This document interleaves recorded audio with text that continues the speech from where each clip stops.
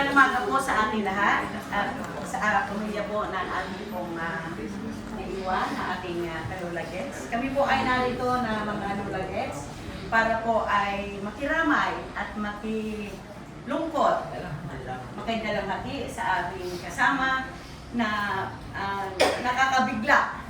Ano po ba? Lahat po tayo ay nagulantang sa pangyayari sa ating kapatid na nung nakaraang araw ay kasama lang natin. Subalit ngayon ay nariyan na siya. So, kami na mga lulagets ay narito dahil sinabi ay makisaya sa masaya, makilungkot sa malungkot, at makisama sa mga bagay na nararapat sa panahon. Hindi po. Kami ay narito para katulad ng sinabi ko ay makidalamhati. At alam po namin na lahat tayo ay may mga kanya-kanyang experience sa buhay niya. Ako personally, hindi ko po siya kilala. Pero napakabait ng tao na pag nilapitan mo siya, hindi siya mahirap lapitan, hindi siya mahirap approach, no? Napakabait niya. At ang huling usapan namin ni Nanay Miling magpapatay ako ng bumili kasi ako ng tela sa Divisoria nung sabi violet yung napunta ako ng Divisoria. Sabi ko, papatay ako ng balda. Ala na. So, ngayon, bilang pag-alala natin sa aming kaibigan, pwede tayong mag-share kung ano yung karanasan natin sa kanya. Kasi ako personally, doon lang naman kami nagkikita hindi naman ako talaga kaibigan niya. But siyempre dahil sa mag-isang family tayo, parang masarap din alalahanin kung ano yung mga naging karanasan natin sa kanya bilang kasama, bilang kaibigan, bilang kalulagets, no? So, sige, magtawag tayo. Sino ba yung gustong magsalita, mag-share sa karanasan niya sa buhay ng ating kalulagets? Alam kung kailan niya kukunin. No? So, sino gustong mag-share? Huwag mo na kayo umiyak, mamaya na sila. Ito na lang po. Isang mapagpalang umaga po sa bawat isa. Si Tessie, kilala naman natin lahat ng kanyang kagandahan loob. Isang araw ng linggo, kung Sabado ba yun ng gabi, mimisa po sa Mapulan Lupa. Nakatabi po siya. Bilang presidente po dati ng samahan ng mga senior citizen ng Mapulan Lupa, kasi po kami nagpupulang ng isang PRO. Sabi ko, Tess, baka gusto mo sumama ka sa amin.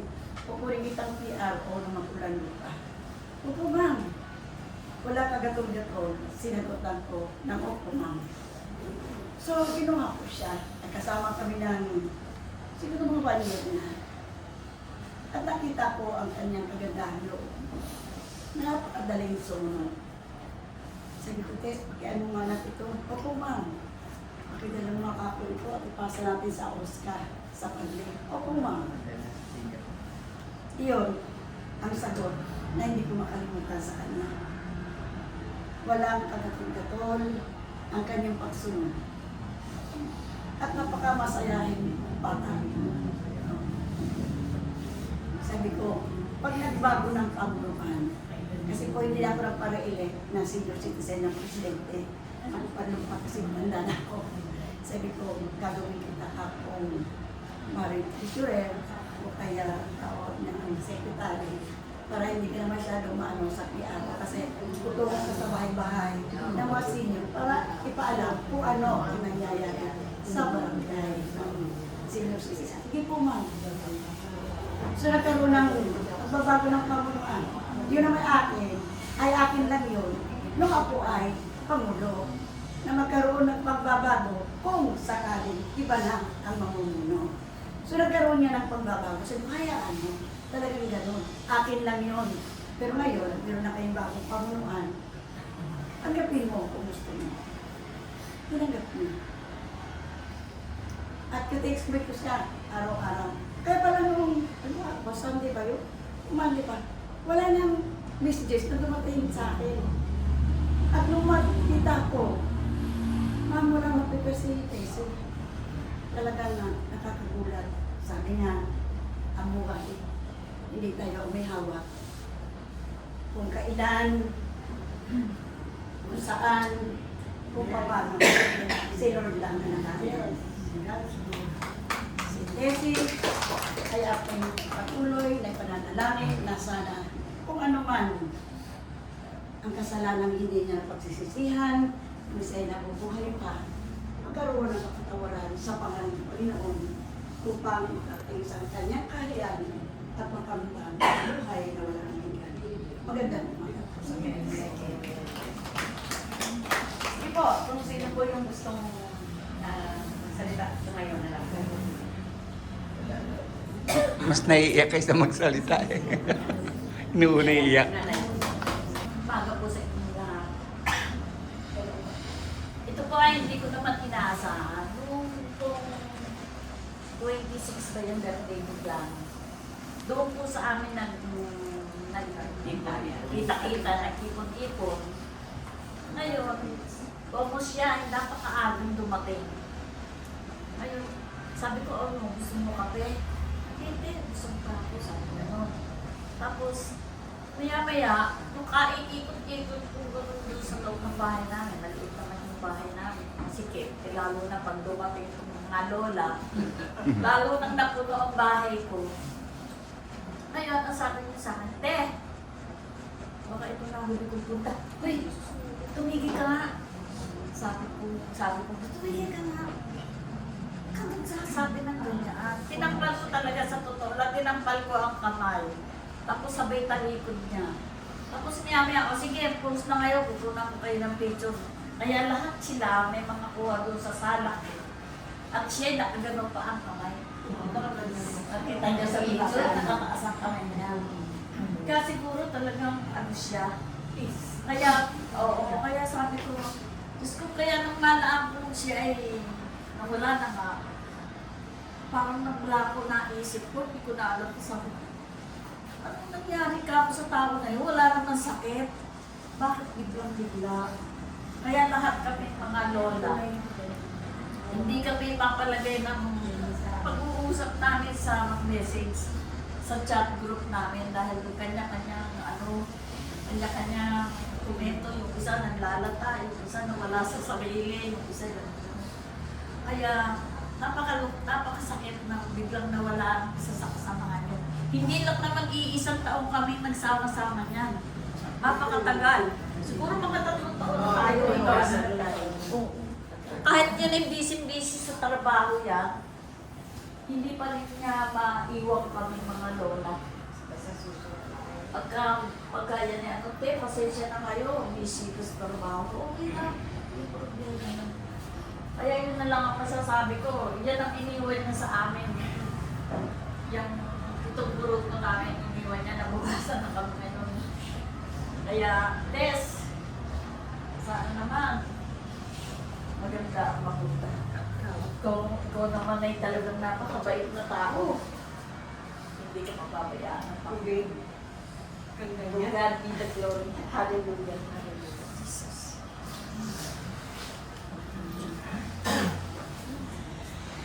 Relax lang. Relax lang po tayo at tayo naman ay nag-aalala lang sa mga samahan natin. So, pagpapatuloy ba natin to o ano? Sige, magsalita ka na lang para ano? Para mailabas yung sige. Yung iba na lang po. Sino yung gusto? Kuha tayo ng water. Bes, nandito ako sa labas ng bahay niyo.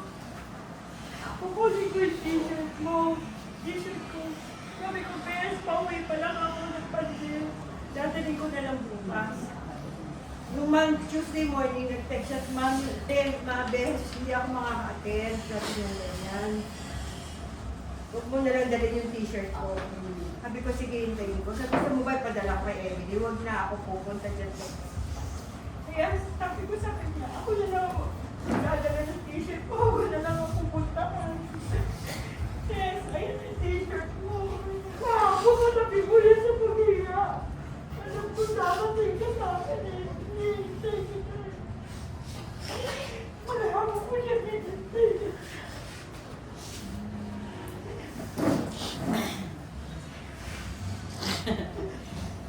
ba yung pinapayak?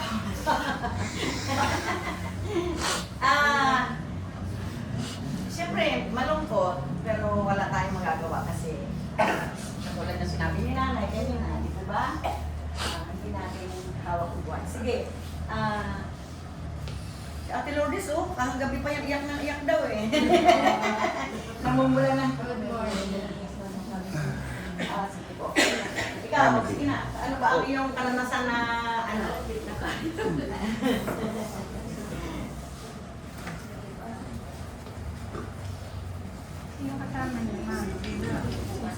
So, ano po, alam niyo po, magkukwento na lang ako, ayaw niyong tumayo eh.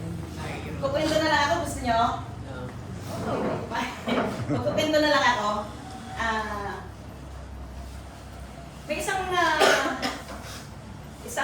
katulong na sabi ng amo niya ay pumunta ka nga sa palengke, bumili ka ng ulam natin. Eh di syempre, dali-dali naman yung sumunod naman yung ano, inyo, kung ano to parang hindi ko ho.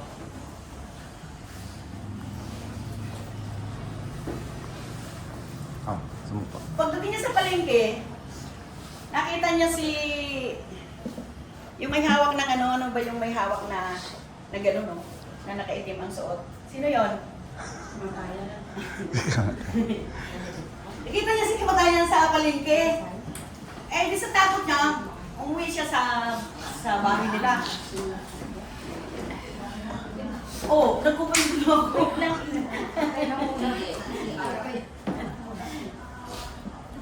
Bakit ka umuwi? Sabi niya, sir, nakita ko si ano eh. Nakita ko si kamatayan doon sa palengke eh. Gusto mo iram ko muna yung sasakyan mo, punta ako ng Batangas sa Tagaytay, doon palamig muna ako. O sige. Pagdating niya doon sa Tagaytay, may kumatong. Nakita na naman niya si kamatayan. Oh, bakit sinundan pa ako? Mano na nga ako rito eh. Lumayo na nga ako, pumunta na nga ako dito eh. Andito ka na naman. Sabi niya, sige, pasok ka. Sabi niya gano'n. Pinakape, pinamerienda, pinakain, Wow, natuwa si kamatayan. Sabi niya, ito lang yung sinundo ko na ano eh. Mbait, sabi niya gano'n. Pinakain ako, pinaano ako, ganyan-ganyan. Nag-entertain ako, pinahiga ako. Sige. Habang nakahiga, nakatulog si kamatayan. Ito si tao, inano niya, tinignan niya yung listahan. Ay, ako nga yung number 1. Sabi niya gano'n. Ilalagay ko sa ilalim sa ilalim yung pangalan ko. Sabi niya gano'n. So, nung nagising si kamatayan, wow, ang sarap ang pakiramdam. Sabi niya, ito lang yung taong nag-entertain sa akin na pinakain ako ganyan-ganyan. Kaya ang ginawa ni kamatayan, bibigyan kita ng hindi, bibigyan kita ng award. Sabi niya gano'n. So, ang ginawa niya, ay anong award? Sabi niya, ilalagay ko sa hulihan yung pangalan mo. Eh, paano yung nilipat niya? Diba? May tusungan. Kahit na anong gawin natin. Ang ibig sabihin lang ng kwento ko, ang kamatayan, darating sa bawat isa sa atin. Huwag po tayo matatakot. Katulad yan, di ba? Hindi. Ang buhay natin, hiram lang sa Diyos. Alam po natin yan, kinakanta po natin yan. Hiram sa Diyos ang aking buhay. Kanta muna tayo. Ikaw at ako'y tanging handog lamang. Di ko ninais na ako'y isilang. Ngunit salamat dahil may buhay.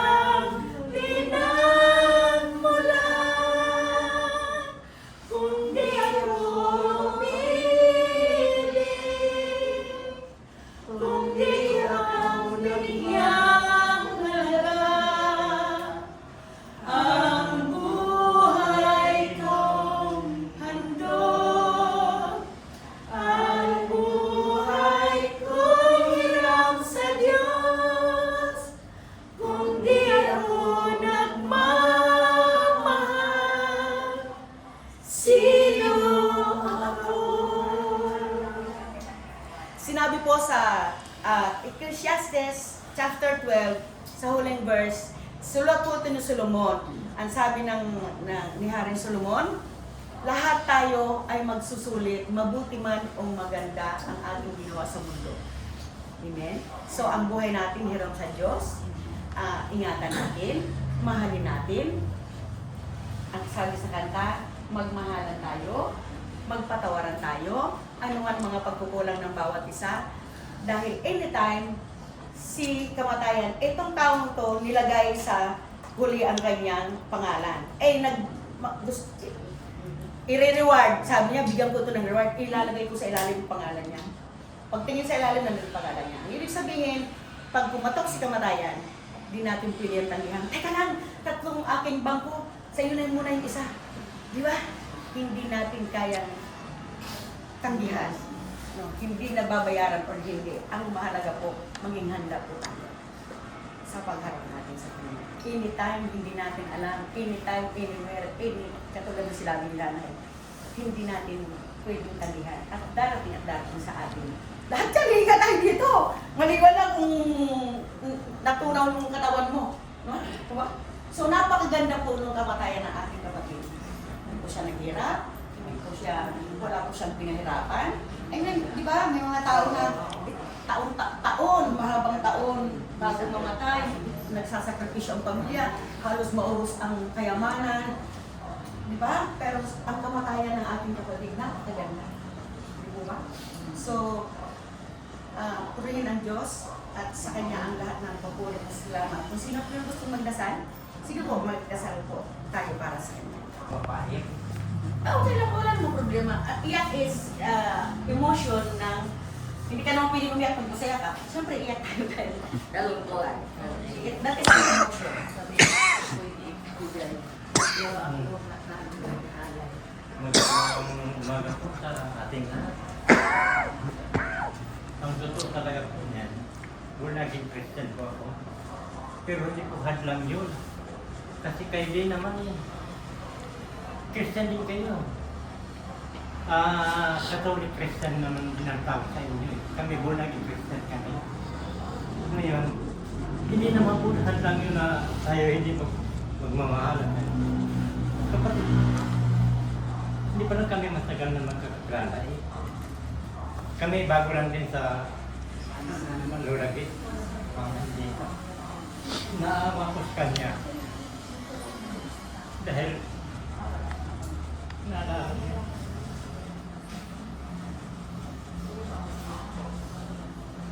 Sabi ka, may ano din daw siya sa puso. Yung enlargement ba? Yung kaya nag-alala siya, baka hindi ko alam kung kaya huwag kang mag-alala dahil lahat naman tayo may panahon. Kasi ang plano ng Diyos sa atin nandoon na kung kailan kukunin, kung kailan tayo mawawala sa mundo ito. Hindi natin alam. Ngayon, bukas o makalawa, o sa susunod na buwan, o sa sunod na buwan, kunin mo tayo. Tayo na magagawa. Pero si Lord ang nakakalam. Kung ano ang pagkakatao mo ulit sa lupa, alam ng Diyos yan. Kung may pagkakasala ka, wala. Alam din ng Diyos yan. Alam ni Lord yan. Ngayon, kasi nasubukan ko na ito dahil nung ako'y tumanggap sa Panginoon, tinanggap ko ang Panginoon. Born again Christian ako nung year 2000, born again Christian ako. Ngayon, bina-Bible study ako ng pastor namin. 15 years ako nagba-Bible study. Bina-Bible study. Nalalaman ko lahat. Pero ang pastor namin, sinuspindi ako dahil si Lita, gusto ng pastor namin, papakasal kami. Hindi pwede. Dahil kung magpakasal kami, alisin yung pension niya at alisin yung pension ng asawa ko. Yung pension ko tuloy-tuloy, pero yung asawa sa asawa ko alisin. Alisin ang SSS, pati sa kanya. Kasi siya survivor. Sabi niya. Kaya, hindi na sabihin ko, papakasal. Pero marami nagsabi sa akin, marami na akong pastor na sinabi, kailangan Brother Leno, papakasal ka. Ngayon, dito sa simbahan namin, simbahan natin, suspended ko kayo. Hindi ka pwedeng tumayo sa pulpito. Pero pwede kang magsimba. Pwede kang kaya sinunod ko lang yun dahil manti po ang mawawala sa amin pagka oras na tinanggal ng SSS yun. Malaking mawawala sa amin. Pension niya mawawala. Pension ng asawa ko mawawala. Ngayon kung magkano na lang matitira sa akin. Sa bagay, ang pension ko na 8,000. Plus sa asawa ko, 4,000, 12,000. Plus kanya, 16 na rin. Pwede na. Pwede na yung pamumuhay namin yun. Kaya hindi ako magpapakasal. Pero alam ng Diyos yan. Sinabi ko sa Panginoon yan na, Lord, patawarin mo ko kung kasalanan ko po. Kung hindi ko pa pakasalan si Lita, patawarin mo ko kung kasalanan ko yun. Kung hindi naman, okay lang. Basta ako, tuwing pagdating ng linggo kasi pumupunta ako sa Bagusilang, doon ako nagsisimba sa Bagusilang eh. Ba't hindi dito sa GIL? Hindi nandun yung mga apo ko, nandun yung mga, para makita ko yung mga apo ko, pati mga apo ko sa tuhod. Magkikita, 4 na apo ko. Apo ko sa tuhod, 4. Ganda rin dito sa mesa bahay. Ayun nga, dito nga sa GIL. Oh, pwede nga ako dyan eh. Kasi gusto niyo makita ako niya. Isang ano na lang. Siya doon para isang ano na lang. Kasi ang malulungkot din ako sa mga apo ko, wala ako sa tula, patnain. Kaya nalulungkot din ako. Kaya kahit tayo magpapatuloy na lang sa pananampalataya sa Panginoon. Kasi ang sabi naman ng pastor namin, Brother Leno, kahit anong pananampalataya mo, kahit anong reliyon mo, kung wala kang pananampalataya sa Panginoon, hindi ka maliligtas. Mananampalataya ka sa Panginoon. Maski anong reliyon natin. Pagdating natin sa langit, iisa na lang tayo. Magkapatiran na tayo lahat. Wala nang pakialaman. Kapatiran. Oh, kapatid, kumusta ka? Kumusta ka? Brother, oh. Ganon talaga ang Panginoon. Kaya tayo magpatuloy na lang sa panalangin na sana kukunin tayo ni Lord na hindi tayo pahirapan. Kukunin lang tayo. Kasi yung mga ibang tao na kayo, mga biyuda na kayo, ako biyuda na rin, naranasan ko na yung mawala ng mahal sa buhay. Ang mahal sa buhay talaga. Napakalungkot talaga. Halos sasabog ang dibdib mo. Nung namatay ang asawa ko. Kasi magkasama kami sa trabaho ng asawa ko. Ngayon, sasabihin ko na sa inyo, tayo magpatuloy ng pananampalataya sa Panginoon. Kasi yun ang mahalaga sa atin lahat. Maski anong reliyon natin, mananampalataya sa Panginoon, yun ang ating pag-asa kay Lord. Ito ang mga bulaklak na ito. Yung kulay pink, pag-ibig. Kulay pink, pag-ibig. Ang kulay pula naman, pagmamahal. Kaya natuwa ako nung nakita ko mga bulaklak. Ang dami palang nagmamahal sa ating kapatid na umalis na. Kaya kailan lang kami nagkakilala nito eh. Ako naiyak ko na. Hindi mo mapigilan. Yun na, maraming salamat po. At yun lang ang aking huling sasabihin sa inyo.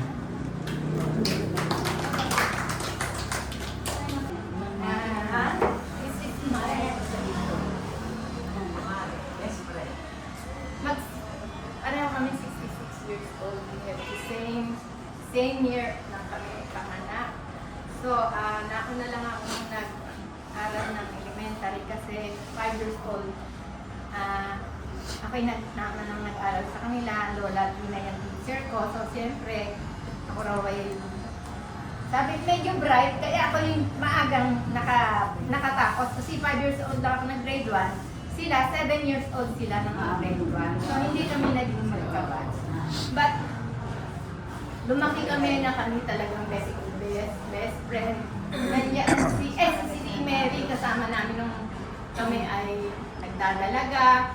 Pareho kami sumasagala. Pareho kami sinusunod ng musiko. At that time, so ganon, hanggang sa siya ay nag-asawa na kami, nagkaroon na kami ng pamilya. Tapos siya ay dumating sa point na nag-Dubai siya. Doon na nagsimula ang aming separation. Hanggang sa bumalik siya, in-encourage ko siya na mag-senior kami sa, mag-officer kami sa senior. Ang sabi niya, busy pa siya. So, dumating yung pagkakataon na nag-ano na rin, nag-join na kami sa senior. Hanggang sa magkasama na kami sa Lupon. Hanggang dinala ko siya sa Lola Gets at doon nga siya na naging member dahil encourage ko siya na ano nga kami, sumama na nga kami sa crew. At doon, lalo kami naging close. Para kami talagang magkapatid. Nung kami mga kabataan, pupunta ako sa kanila, doon ako kumakain, para kaming isang member ng pamilya talaga. Isa plato na pinakainan. At malalim talaga ang pinagsamahan namin ng pare ko. Para kami at ako, di ko iniisip na siya wala. At I'm just remembering our times, our memories. At alam ko na pareho kaming joyful spirit yan eh. Na kahit mahirap ang pinagdadaanan namin sa aming buhay. Kasi yung husband niya ay nagkataon na, yun nga, medyo sumakabilang bahay, gano'n siguro.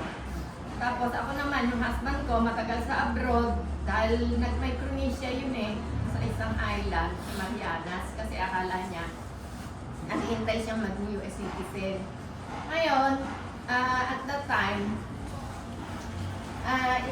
yung pinagdaanan namin sa aming pagiging nanay at tatay, ako naman, tatlong naging anak ko, siya naman ay pinagkataon, hindi nagkaanak. So, nagkaroon na lang siya ng adopted son. Na pagkapanganak pa lang ng bata, kinuha na nilang mag-asawa. Okay naman ang buhay nilang mag-asawa at maayos ang business nila noon dahil nagpapatalis sila. At nakapagpupundar sila ng mga kabuhayan. Nasa dumating nga yung ganung bagay sa buhay niya. Nakita ko how strong he is. Ako rin naman, dahil ang asawa ko nang dumating, ay na-malstroke siya. Ako na rin ang parang nag-ina ama ng aming pamilya. Kaya always ako, sabi niyo nga nalilate kahit kay ma'am, minsan absent ako pag kami meeting. Merong mga kailangang gawin na ako lahat ang dapat gumagawa. Saka hindi po ako umalis kasi ng bahay na meron akong maiiwan na may masasabi ang senior sa akin. Na ako'y lumadakad, tapos naiiwan ko yung mga obligation ko. Halimbawa, yung aming bahay, kahit po ako meron ang kaiiwang mga hugasin doon, hindi ako maaalis na meron akong maiiwang hugasin o walisin na hindi maayos. Yung binabalansi ko ba, kaya kahit kung minsan ako naalilate, natatawa na lang ako dahil sabi ko nga, kawawa ka naman tulay, lagi kang late. Pero si Mare, laging aga yan. Kasi wala naman siyang gano'ng obligation, alit lang yung kanilang unit doon. Tapos isa lang naman, malaki na si Nico. 36 years old na si Nico yung kanilang adopted. So ang amin na lang masasabi ay, sabi nga ay meron tayong permanent place na ipin-reverse sa atin na law. Na doon pa rin tayo magpakita-kitaan. Aking kumare, solo, pagkikita pa rin tayo in good time. At alam ko na masaya na siya doon sa heaven. At natapos na ang takbuhin. At sa biyaya at awa ng Panginoon, natapos na niya ang sabi nga yung takbuhin ng mundo. Kaya, may he rest in peace in the presence of our Lord. At mahal ko ang Mari ko. Yun ang masasabi.